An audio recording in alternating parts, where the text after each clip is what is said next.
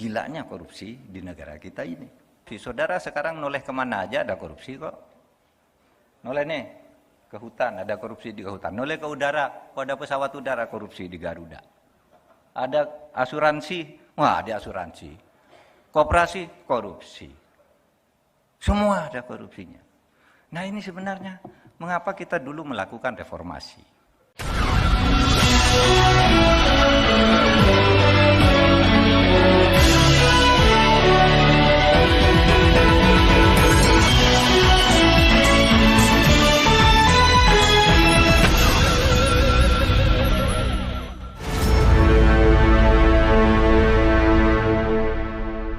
Assalamualaikum warahmatullahi wabarakatuh. Kembali berjumpa dengan saya, Herr Subono Arif dari Forum News Network. Menko Polhukam Mahfud MD terus bongkar-bongkar parahnya korupsi di era rezim Jokowi.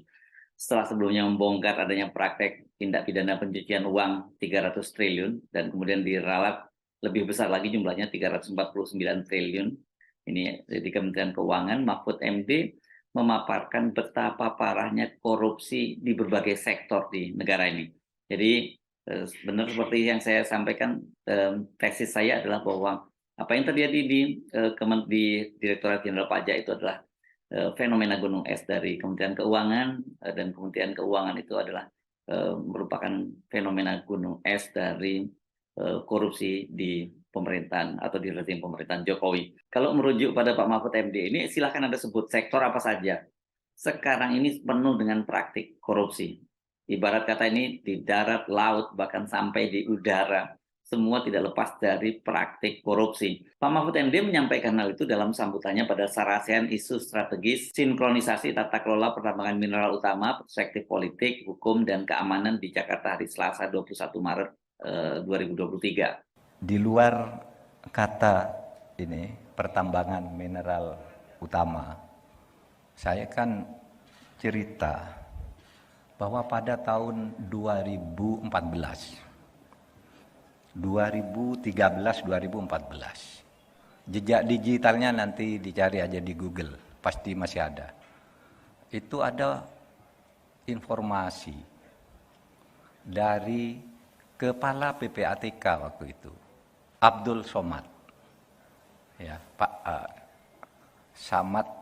Abraham Samad, yang mengatakan begini, kalau saja di dunia pertambangan ini kita bisa menghapus celah-celah korupsi, maka setiap kepala orang Indonesia itu setiap bulan akan mendapat uang 20 juta rupiah tanpa kerja apapun. Setiap tuh anak kecil dan sebagainya, 20 juta setiap bulan gratis dari negara. Itu Abdul Samad, dan itu diliput oleh semua media. Oleh sebab itu jejak digitalnya masih ada. Saudara bayangkan betapa besar korupsi dunia pertambangan ini sejak saat itu dan sejak sebelumnya, mengapa kita melakukan reformasi. Itu 20 juta. Itu baru pertambangan. Belum kehutanan. Belum perikanan. Belum pertanian. Apalagi? Apalah? Gilanya korupsi di negara kita ini. Dan saya masih pegang ini karena Abdul Samad ketika itu mengatakan studi tentang ini, dia mengundang ahli dari Amerika. Diskusi di KPK itu apa yang terjadi? Oh, dihitung Pak, dunia pertambangan pokoknya potensinya tutup, jangan ada korupsi.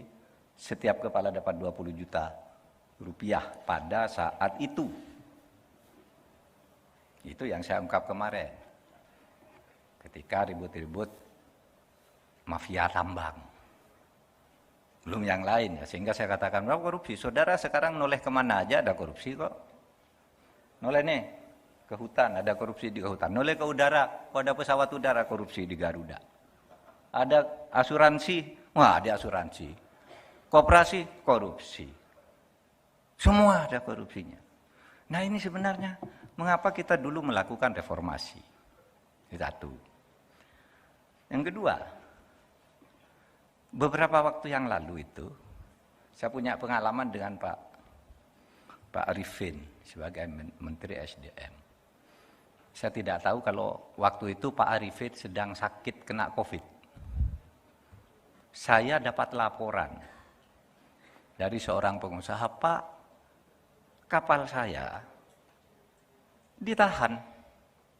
Padahal Pak Arifin, Kementerian SDM sudah menyatakan semua kapal yang mengangkut batu bara sekarang harus dilepas, diberi izin keluar lagi, karena waktu itu kan tidak boleh keluar, lalu beberapa hari kemudian lepas. Itu ada saja di suatu tempat. Kapalnya itu harus dibawa ke Hong Kong. Kalau hari Jumat dia belum sampai, berarti melanggar kontrak, puluhan miliar dia rugi, sehingga dia lapor, kalau saya tidak dapat izin untuk berangkat hari ini, saya akan tinggalkan kapal ini. Dia akan melapor bahwa itu ditahan oleh pemerintah Indonesia. Saya telepon Pak Arifin, Pak. Mulanya saya begini, telepon tidak diangkat, lalu saya dapat WA, ada perlu Pak Menko dari Pak Anu. Iya Pak, saya mau ngomong. Telepon. Itu ada kapal ditahan. Kan Bapak udah ngomongkan harus dilepas. Iya, kenapa? Di mana itu di kapal? Di sana Pak. Tolong kirim nomor kapalnya kepada saya. Nomor izinnya, tujuannya mana? Saya kirim. Nih, kasih. Saudara, sorenya orang yang lapor saya tuh datang, mengucapkan terima kasih Pak. Terima kasih. Kapal kami dilepas, bukan hanya kapal saya, 126 kapal lain langsung dilepas. Berarti ada 126 kapal ditahan dan dimintai uang untuk berangkat. Untung Pak Arifin turun tangan. Dan itu saudara, situasi tahan-mahan bagian dari mafia, tambang, mafia apa gitu. Administrasi di daerah. Saya tidak tahu apakah hadir di sini tempat itu, diingat aja pernah ada enggak. Sesudah itu saya telepon Pak Arifin, terima kasih Pak Arifin, udah selesai. Ternyata kapalnya bukan hanya satu, yang lain turut berterima kasih. Karena Bapak lepas satu, pegawainya di sana takut, dilepas semua akhirnya. Semuanya jadi lancar. Nah saudara, ini artinya apa?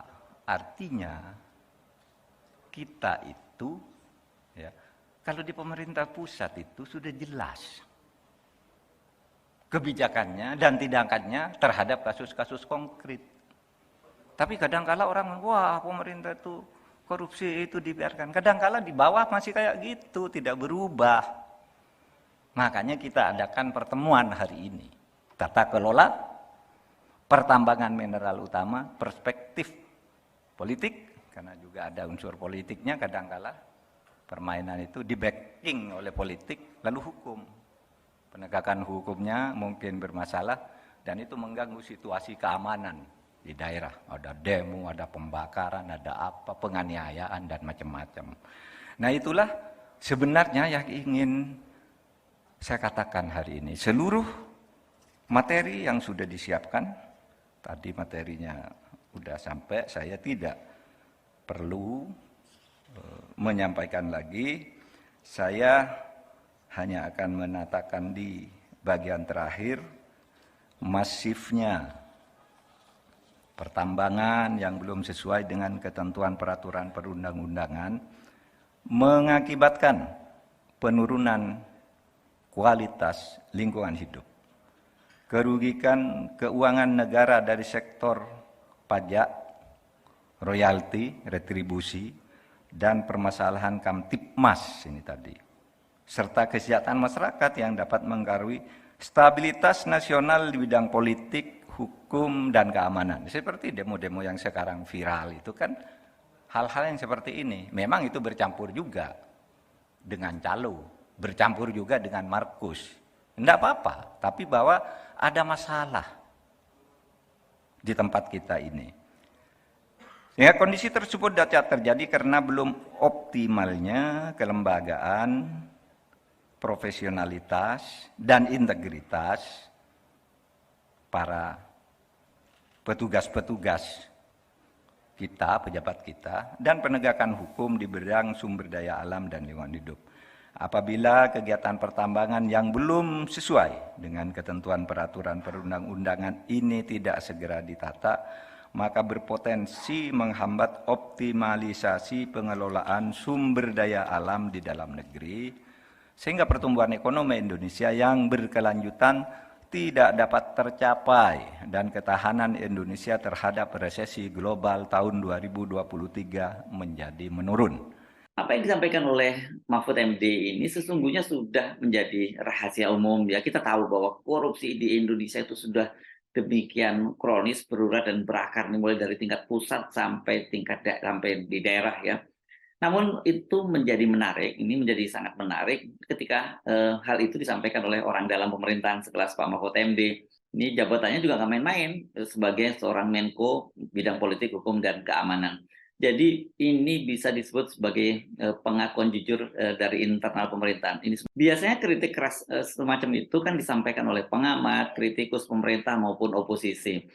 Kita jadi teringat kembali ya dengan pernyataan Pak Mahfud ini, janji pada Pak Jokowi ketika pada awal pemerintahnya akan memimpin sendiri pemberantasan korupsi. Yang terjadi kini memasuki tahun 8 masa pemerintahan Pak Jokowi, yang diharapkan ini adalah periode kedua dari pemerintahan Pak Jokowi yang akan segera berakhir dalam 2 tahun lagi.